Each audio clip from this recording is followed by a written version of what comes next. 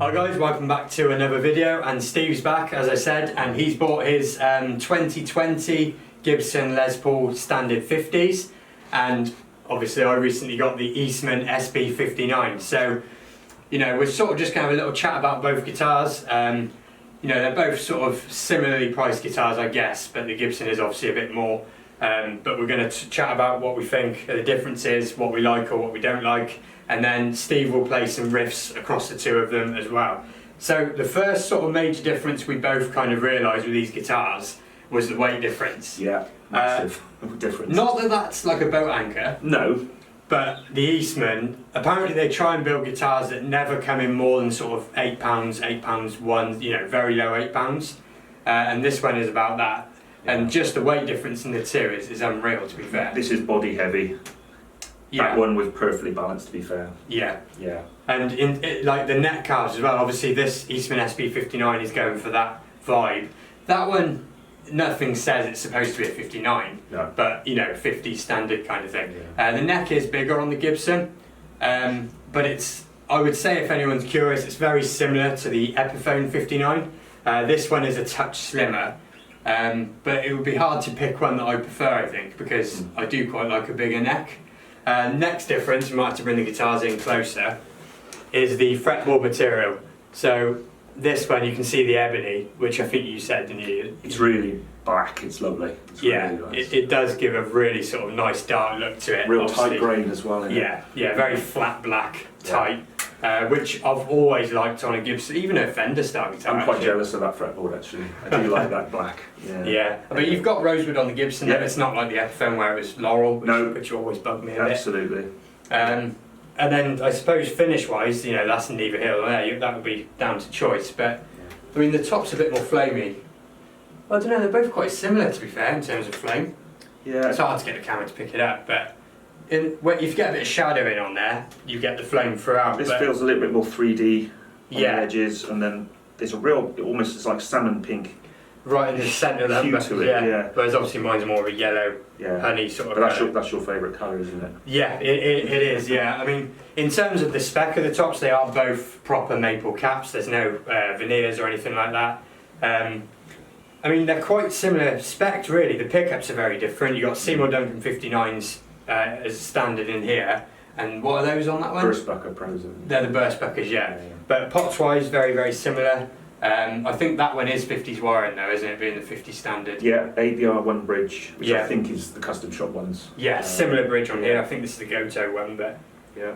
But I mean, this is the point where I guess we sort of put it to you, like first of all, which one do you prefer? And try and take price out of the equation if you can, just as an instrument, you know, listening to it, hearing us talk about the two, which one, you know, do you think you'd like? Just to point out on the video screen there, yours looks really red. Every time the Tokai was like that as well. And it is not red in real life. This is not. There's no red on it at all. No, I'll try and bring it in a little bit closer still. It looks the light. Yeah. But every time I've had a guitar with this kind of honey finish, the Epiphone I had ages ago, the Mine Tokai, looks the same as it does in real life. Yeah, yours is. It's this orange and yellow thing. It's that. That's really sort of tobacco-y. Even if I try not to put it in the shade, it just becomes that's even more better red. actually. Yeah, that's better. yeah, I suppose. Yeah. But yeah, the Tokai that obviously we both owned was exactly the same. You put it on camera, the thing looked like to my suit. It did. It's just insane, but it's not like that.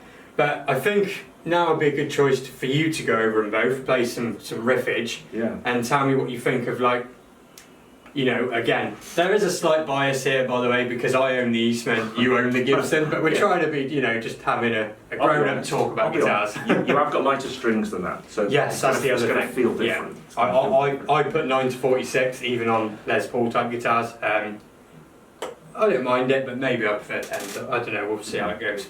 But I suppose start on the Gibson and then let's just see what we can come out with. All right.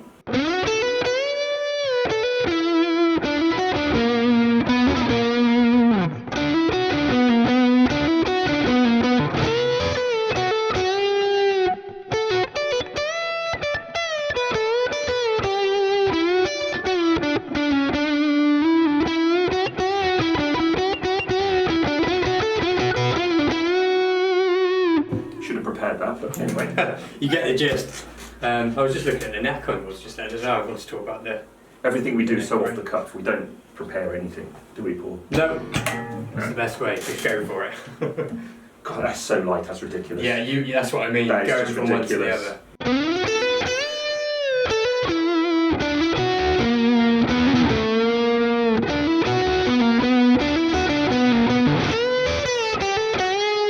So he's too slinky. Yeah.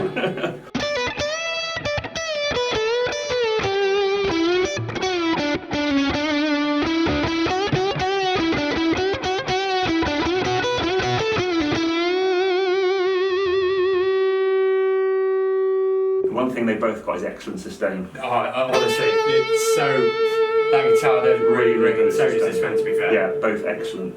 The pickups on this sound to me totally different. Brighter, yeah, a bit more presence maybe.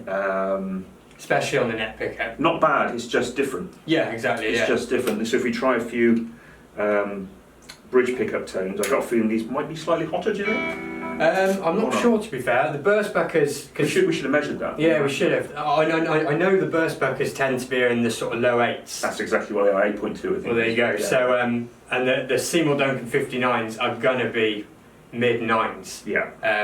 If not, maybe edging 10s. Ah, okay. So, yeah.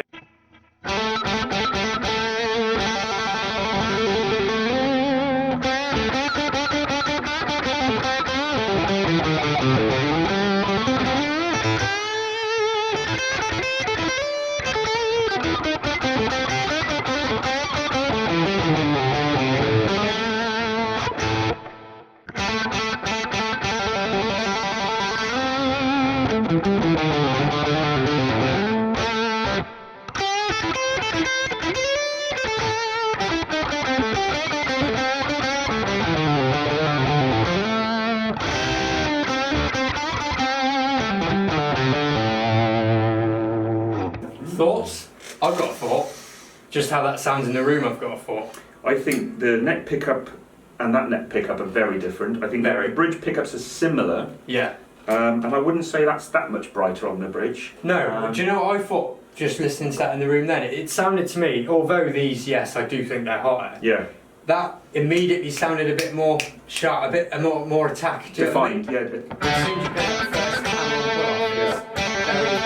on, that might be just to do with the gain. Again, and the string gauge as well. Yeah, true. But, yeah, interesting.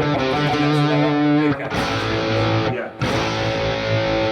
Let's try that one again.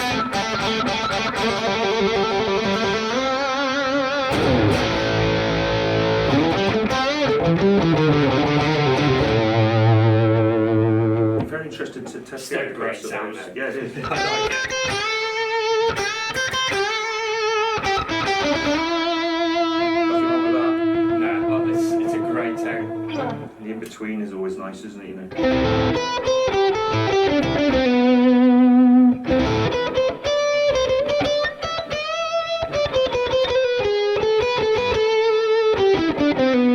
Beautiful. I do think that the neck pickup being brighter on the Eastman helps its in between sound, True. you know, cut through a bit more, which I do like.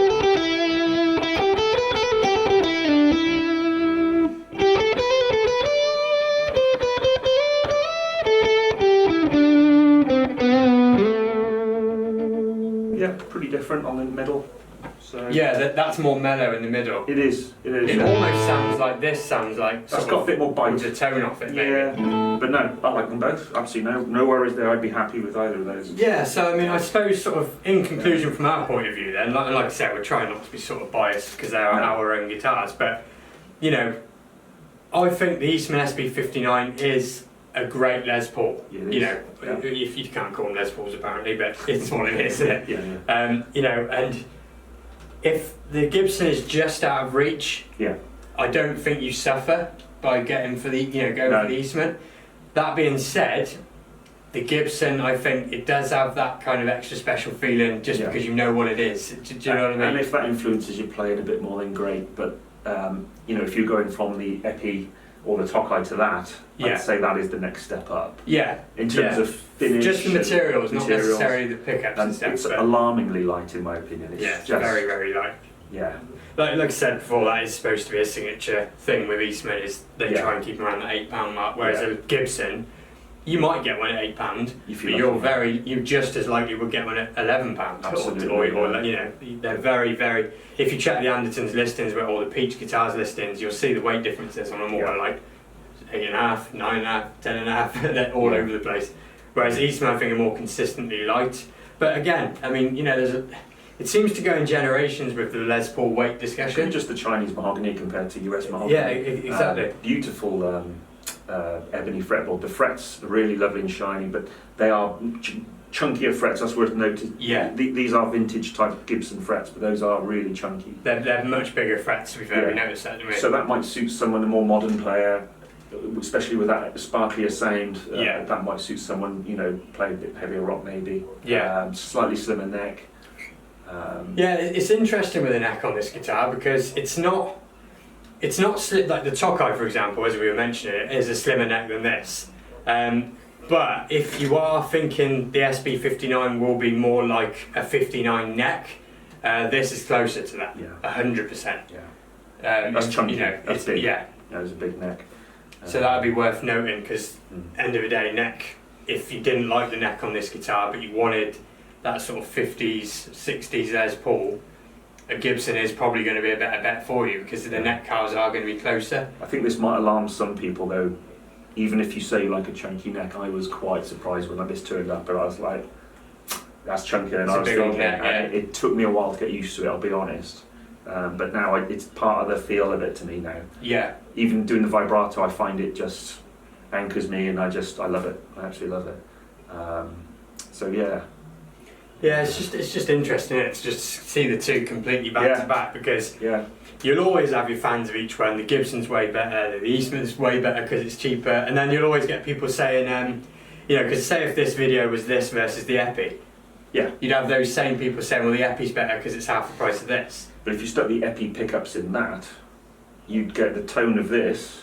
Yeah, With a more perhaps an easier to play guitar for some people. well, you definitely be lighter, Yeah. and then you got the sort of, should we say, the Gibson style features, i.e. the single piece single piece mahogany neck, Yeah.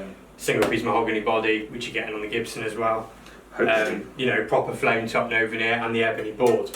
Check in that now. They haven't given me a two-piece. I hope not. After all that. No, No, they're definitely both one piece, but the weight difference is crazy. The top on this is lovely. You've got this lovely, almost like a knot. Natural plain. Yeah. There's no tiger stripe in it. It's just sort of beautiful. Yeah. And it is very, very Mark Knopfler 80s. That's why I bought it. Yeah, it really is. So, hope you've enjoyed this video looking at both of these two guitars, and let us know which one you prefer the sound of. For me, I think it's the sound-wise, it's a tough call. I said before, sound-wise, this and the Epi, there's not much to split them. It's more in the feel, the resonance, like you said before. Yeah. So sound-wise, I'm not sure. Do I still feel myself wanting a Gibson for the sake of having a Gibson? Yes. Yeah, I do. I'm not going to hide it. And I'll be honest, I've had quite a few Gibson Les Pauls, not a standard, but I've had traditionals, studios. None of them have been that great in fit and finish, but this is absolutely perfect, and they are back on their game now. 100%, yeah. Definitely, they've come a long, long way. Yeah. Perhaps because of companies like this, who knows? Well, quite right too. So because that for Chinese guitar, I mean, that's just excellent. I know they're a great brand, but I mean, I wasn't expecting the quality, to be honest, to be that good. Yeah. The fit and finish is amazing, and the sustain on it. I love the sustain. That's why you buy one of those. 100%. Yeah. That is what took it above the Epi for me. Is that natural sustain. The fretwork is just immaculate. It's just brilliant. They're both great guitars, to be fair. Yeah. So just a last note then, on the next sort of video like this, we're going to be looking at my number one Strat, which has the 5762 pickup sets and a load of other mods. Those of you that watched the last video will remember the yellow Strat, which you took home and done your usual Mexican, torn it apart. Mexican Player Series, amazing guitar. I couldn't believe it. The neck was, but I've stuck some. What have I done to it? I've stuck some Dave Gilmour EMGs in it. So we're going to sort of, and again, that won't be a shootout per se, but just putting, because I suppose they're both our influences, really, aren't they? Mine's like John Frusciante kind of thing. Yours is obviously, like you said. Yeah, and we tried to get our guitars to get to that tone as much as we can without spending a fortune. Yeah, precisely. Yeah. And they're going to be very different guitars, but it's again interesting to see. Let's get two Strats next to each other. Let's see how different they can be. Roads with them, kind of thing. Yeah. So thanks for watching. I know this talking bit's been a bit long, but hopefully you enjoyed it, and we will see you on the next video.